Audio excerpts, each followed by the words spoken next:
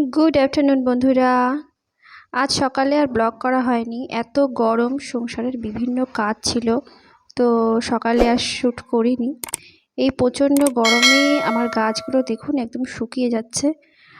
বাইরে আমি কোনো গাছ বসাতে পারি না, কারণ আশেপাশে ছাগল আছে, তো সেগুলো সব গাছগুলো নষ্ট করে দেয়। সেই জন্য আমি ভেতরেই কয়েকটা গাছ বসিয়ে রেখেছি, যেমন তুলসী গাছ, জবা গাছ, নীলকণ্ঠ ফুল গাছ, আর শীতকালে একটু গাঁদা ফুল গাছ লাগাই।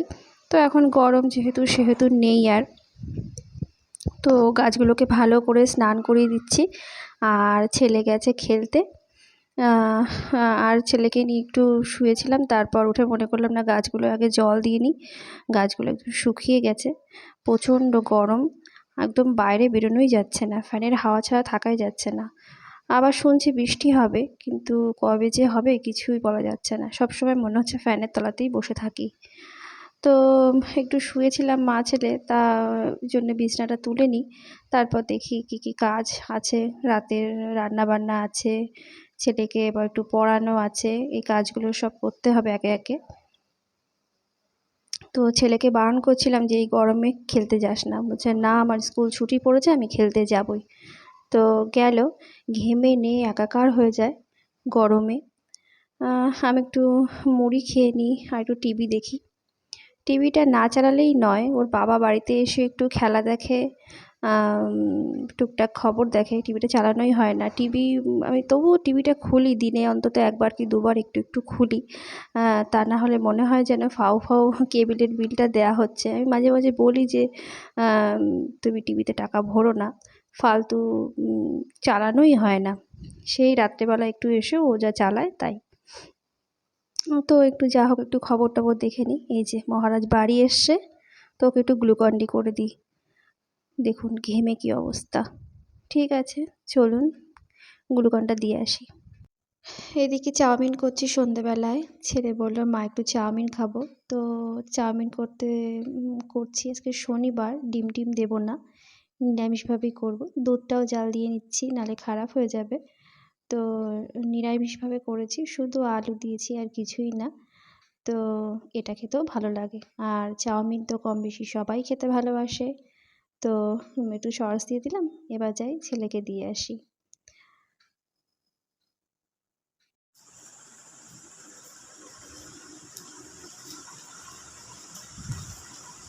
বই খাতা সরিয়ে রাখো।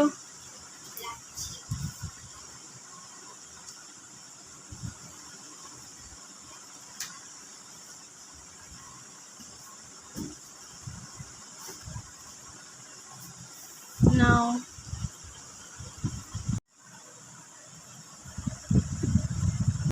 আজ শনিবার, তো সারা সপ্তাহের মাছ আমরা শনিবার দিনই নিয়ে আসি, কারণ ওর বাবা আবার সময় পায় না।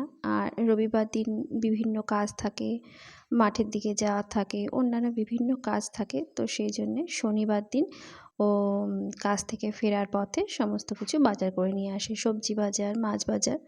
তো এগুলো আমি পরিষ্কার পরিচ্ছন্ন করে ফ্রিজে রেখে দেবো, আমার সারা সপ্তাহ খুব ভালোভাবে চলে যাবে। আর রোজ তো মাছ খেতে ভালো লাগে না, তার মাঝে একদিন নিরামিষও হবে, তো মোটামুটি আমার বাজার সারা সপ্তাহ হয়ে যাবে। তো এই সবজিপাতিও সব তুলতে হবে, সারা সপ্তাহ সবজিপাতি সব ফ্রিজে সুন্দর করে ভাগে ভাগে রেখে দেবো, যাতে কাজের সময় ঠিকঠাকভাবে আমি বের করে নিতে পারি। তো চলুন মাছগুলো ধুয়ে ফেলি।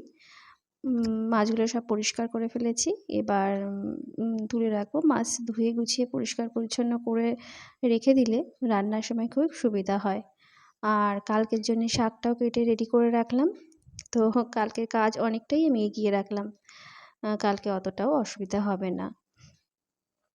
তো এগুলো সব ফ্রিজে রেখে দিই। তো আজকে রাতে শুধু রুটি খেয়ে নেব, কারণ চাউমিন খেয়েছি। তো এই যে রাতের আমাদের খাওয়ার রেডি। চলুন আজকের মতো tata, bye bye, good night.